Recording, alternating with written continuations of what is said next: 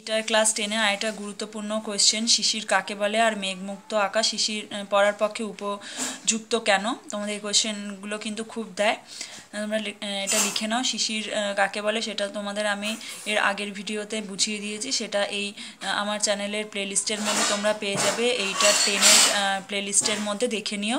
এখানে আমি নোটটা দিয়ে দিচ্ছি যে কিভাবে লিখবে। শিশির কাকে বলে? সাধারণ অবস্থায় বায়ু জলীয় বাষ্প দ্বারা সম্পৃক্ত থাকে না, কিন্তু রাত্রে ভূপৃষ্ঠের তাপ বিকিরণ করে ঠান্ডা হলে বায়ুমণ্ডলের নিচের স্তর ঠান্ডা হয়ে পড়ে, ফলে ভূপৃষ্ঠের কাছাকাছি থাকা বায়ু ঠান্ডা হয়ে আয়তনে কমে। এভাবে বায়ুর উষ্ণতা কমতে থাকলে একসময় ওই বায়ু তার জলীয় বাষ্প দ্বারা সম্পৃক্ত হয়। এই অবস্থায় বায়ুর উষ্ণতা আরও একটু কমলে বায়ুর কিছু পরিমাণ জলীয় বাষ্প ঘনীভূত হয়ে ক্ষুদ্র ক্ষুদ্র জলবিন্দুর আকারে ঘাস পাতা প্রভৃতির উপর জমা হয়।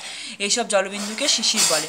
এই চ্যাপ্টারে যে কোনো নোট মুখস্থ করার আগে বা লিখে নেওয়ার আগে তোমরা আমি যে ভিডিওগুলোর উপর আছে, ঘনীভবন, বাষ্পীভবন, শিশির, শিশিরাঙ্ক, কুয়াশা, সেই ভিডিওটা একটু দেখে নিও তোমরা, তাহলে দেখবে তোমাদের প্রত্যেকটা নোট বুঝতে সুবিধা হবে আর মুখস্থ করতেও কিন্তু সুবিধা হবে। এটা তুমি স্ক্রিনশট দিয়ে এটা লিখে নিও। আচ্ছা, নেক্সট কোয়েশ্চেন দেখে নাও।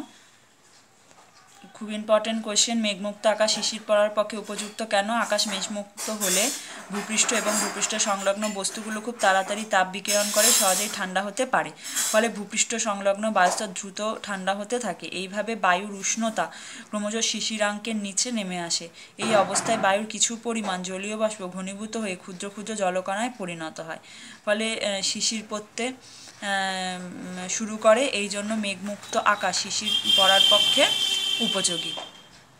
দুটো কোয়েশ্চেন তোমরা স্ক্রিনশট দিয়ে তোমরা লিখে নিও।